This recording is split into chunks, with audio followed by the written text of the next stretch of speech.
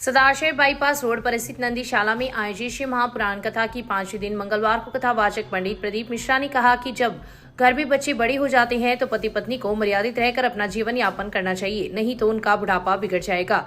बच्चों के सामने पति अपनी पत्नी को गाली नहीं दे और पत्नी भी पति को अनुचित शब्द नहीं बोले। जो संस्कार बेटियों को घर से मिलते हैं वही संस्कार उनके जीवन में आगे चलकर काफी कारगर होते हैं।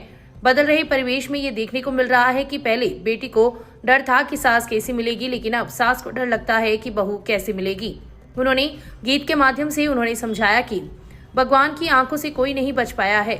महाराज ने कहा कि स्वास्थ्य अनुकूल नहीं होने के बाद भी वे भगवान शंकर की कथा करने के लिए समय पर उपस्थित हो रहे हैं, तो उपस्थित श्रद्धालुओं को भी चाहिए कि वे दिल से कथा का श्रवण करें। कथा के दौरान कथावाचक मनुश्री महाराज, संत रामकिशोर महाराज, गो सेवक कौशिक महाराज, विधायक पुसाराम गोदारा, पूर्व विधायक विनेश महर्षि का भी व्यासपीठ की ओर से अभिनंदन किया गया। कथा के प्रारंभ में मुख्य यजमान दिनेश लाहौटी, युधिष्ठिर लाहौटी एवं लाहौटी परिवार के सदस्यों ने पूजा अर्चना की। जैसे जैसे शिव महापुराण कथा अपने अंतिम दौर में पहुंच रही है, वैसे वैसे श्रद्धालुओं की भीड़ भी बढ़ रही है। मंगलवार की कथा के दौरान देश के विभिन्न कोने से हजारों की संख्या में श्रद्धालु पहुंचे, जिसकी वजह से मेगा हाईवे पर 2 घंटे तक यातायात रेंगता हुआ चला। हालांकि पुलिस प्रशासन के 100 जवान कथा स्थल के बाहर आम रास्तों पर ट्रैफिक व्यवस्था को संभालने में जुटे हुए थे, लेकिन भीड़ अधिक होने की वजह से 2 घंटे तक यातायात प्रभावित रहा। वहीं कथा में बाहर से आए हुए श्रद्धालु पंडाल में ही विश्राम करते हुए देखे जा सकते हैं। वे लोग पिछले 6 दिनों से पंडाल में ही डटे हुए हैं। कथा 11 अप्रैल से शुरू हुई थी, उससे पहले ही श्रद्धालु पंडाल में पहुंच चुके थे। जैसे जैसे कथा आगे बढ़ी, श्रद्धालुओं की तादाद भी बढ़ती गई। वर्तमान में आलम यह है कि 5 से 7 हजार श्रद्धालु रात्रि के समय में ही पंडाल में विश्राम करते हैं। वहीं पंडाल में उपस्थित कई श्रद्धालु टोली बनाकर देर रात तक भजन कीर्तन एवं सेवा कार्य करते हुए देखे जा रहे हैं। वहीं शहर की विभिन्न धर्मशालाओं में भी हजारों श्रद्धालु रुके हुए हैं तथा शहर के विभिन्न संगठनों द्वारा उपस्थित श्रद्धालु की सेवा की जा रही है। शहर के वार्डों के हुए परिसीमन पर आपत्तियां जताते हुए कांग्रेसजनों ने मंगलवार को विधायक पुसाराम गोदारा के माध्यम से एसडीएम रामकुमार वर्मा को ज्ञापन दिया है। इस दौरान विधायक गोदारा ने कहा कि वार्डों का परिसीमन पुनर्गठन में गाइडलाइन की पालना नहीं की गई है। कई वार्डों में मतदाताओं की संख्या 500 से 600 है, तो कई वार्डों में यह संख्या 3500 से 4000 से अधिक है, जबकि 15% अप या डाउन कर सकते हैं। इसके अलावा कई वार्डों की परिधि 2 किलोमीटर से अधिक है, जबकि कई वार्ड आपस में कनेक्टिंग है, जिससे इनकी आकृति पॉकेट एवं सर्पनुमा बना दी गई है। ज्ञापन में मांग की गई है कि परिसीमन प्रकाशन का पुनः रिव्यू कर गाइडलाइन के मुताबिक वार्डों का गठन किया जाए। इस अवसर पर पालिका अध्यक्ष अर्चना सारस्वत, कांग्रेस नेता अरविंद चाकलान, इलियास खान, अब्बास गौरी, कयूम गौरी, रमेश कुमावत, भवरलाल जसैल, राजेंद्र बबीरवार, जसकर अनगौर, हारून खत्री, नूर मोहम्मद फारूक, युधिष्ठिर जोशी, साबिर तेली, खालिद पठान, महबूब सिका, जाकिर काजी, संदीप भार्गव सहित कई लोग उपस्थित थे। शहर के जलदाय विभाग के अधिशासी अभियंता कार्यालय के आगे बने वॉल चैम्बर में पाइपलाइन के ही फटने से पेयजल आपूर्ति लाइन से पानी व्यर्थ बह रहा था। पार्षद प्रतिनिधि नेता महर्षि की शिकायत के बाद विभाग हरकत में आया तथा उक्त समस्या के समाधान के लिए सोमवार को लीकेज को दुरुस्त करने में ठेकेदार के कार्मिक जुट गए। सोमवार की देर रात तक कार्मिक इस कार्य में जुटे रहे, लेकिन जैसे ही पेयजल आपूर्ति को सुचारू किया गया तो पानी के प्रेशर के साथ लाइन पुनः क्षतिग्रस्त हो गई, जिसे मंगलवार को पुनः दुरुस्त किया गया। उक्त कार्य का विभाग के जेईएन विष्णु शर्मा ने निरीक्षण किया। इस अवसर पर राजवीर, सोनू, लाल सिंह, सुरेंद्र, वीरेंद्र, सुभाष सहित कई लोग उपस्थित थे। उल्लेखनीय रहे कि वॉल चैम्बर में ही टी फटने से मीठा पानी व्यर्थ बह रहा था तथा उक्त स्थान के पास गंदगी का आलम बना हुआ था, जिससे अब लोगों को निजात मिलेगी। फैल हो गया था, तो सही कर रहे हैं। 2 दिन से लगातार कोशिश की जा रही है वॉल सही करने की। 1-2 घंटे बाद सही हो जाएगा। देवकिशन स्मृति सेवा समिति के तत्वाधान में स्वर्गीय देवकिशन की 8वीं पुण्यतिथि पर राजकीय जिला अस्पताल में स्वैच्छिक रक्तदान शिविर का आयोजन मंगलवार को किया गया, जिसमें 52 यूनिट रक्त का संग्रहण हुआ। पीएमओ डॉक्टर संतोष आर्य के मुख्य अतिथि में आयोजित कार्यक्रम की अध्यक्षता समाजसेवी इंद्राज किचन ने की तथा डॉक्टर रामानुज महर्षि व सीताराम जहांगीर मंचस्थ अतिथि थे। स्वर्गीय देवकिशन के चित्र के समक्ष पुष्पांजलि से शुरू हुए कार्यक्रम में वक्ताओं ने रक्तदान को सच्ची मानव सेवा बताते हुए इसके महत्व पर प्रकाश डाला। पीएमओ डॉक्टर आर्य ने 1 यूनिट रक्तदान से विभिन्न जरूरतमंद रोगियों को होने वाले लाभ की जानकारी दी। डॉक्टर महर्षि ने रक्तदान शिविर के लिए समिति का आभार प्रकट किया। इस दौरान जिला अस्पताल में भर्ती रोगियों को फलों का वितरण भी किया गया।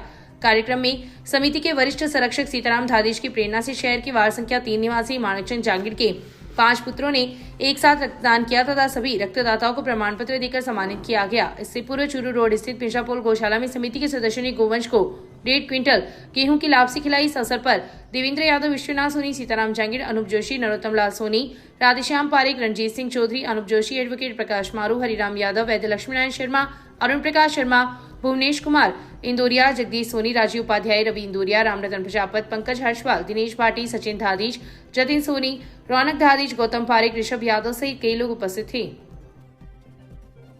जिला क्षय निवारण केंद्र में मंगलवार को मेडिकल लैब टेक्नीशियन दिवस मनाया गया। डॉक्टर वेद प्रकाश की अतिथि में हुई कार्यक्रम में वक्ताओं ने इस दिन के महत्व पर प्रकाश डाला। कार्यक्रम को डॉक्टर मुकेश जहांगीर ने भी संबोधित किया। इस अवसर पर राजकुमार, राधेश्याम, ताहिर, बाबूलाल मंडीवाल, संगीता, अरशद, जतिन, सलमान, सुरेश, आबिद, मनी सहित कई लैब टेक्नीशियन उपस्थित थे।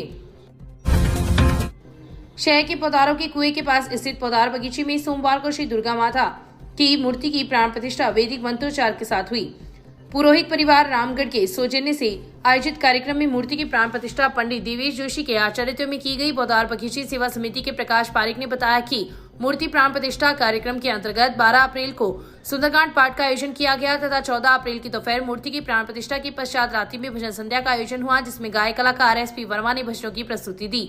कार्यक्रम के मुख्य यजमान अन्नपूर्णा देवी पत्नी स्वर्गीय मुरारीलाल पुरोहित ने आगंतुक श्रद्धालुओं का आभार प्रकट किया। कार्यक्रम में हरिप्रसाद पारिक, महावीर प्रसाद पारिक, नंदलाल पारिक, राधेश्याम शर्मा, मोहनलाल ईश्वरचंद, महेश, पवन पुकनसरिया, पवन गोरीसरिया, सीताराम पारिक, विमल पारिक, भजनलाल जहांगीर, बाबूलाल सोनी, नारायण जहांगीर, ईश्वरचंद, अरुण रामगढ़िया, संदीप कंदोई, जयकांत बंसीवाल, जितेंद्र बुबना, रवि सरावगी, हिमांशु, वीरेंद्र बुनकर सहित कई श्रद्धालु उपस्थित थे।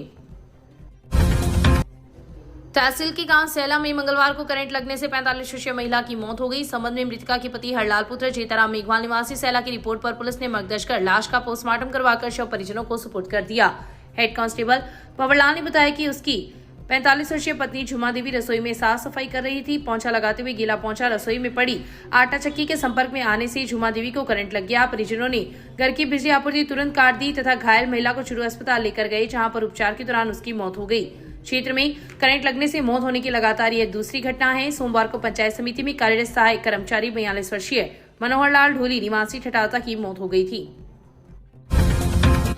शहर के वार्ड संख्या 25 में 36 वर्षीय व्यक्ति ने मंगलवार की सुबह फांसी लगाकर आत्महत्या कर ली। संबंध में मृतक के भाई ने लिखित रिपोर्ट दी है, जिस पर पुलिस ने मर्ग दर्ज कर लाश का पोस्टमार्टम करवाकर शव परिजनों को सुपुर्द कर दिया। पुलिस ने बताया कि मोहम्मद रफीक पुत्र लाल मोहम्मद दारूगरिया ने रिपोर्ट दी कि उसका 36 वर्षीय भाई बाबूलाल दारूगरिया ने मंगलवार को अपने घर में फांसी लगाकर आत्महत्या कर ली। मोहम्मद रफीक ने लिखा है कि वह 6 माह से अलग रहता था, लेकिन मजदूरी करने के लिए उसके साथ ही जाता था।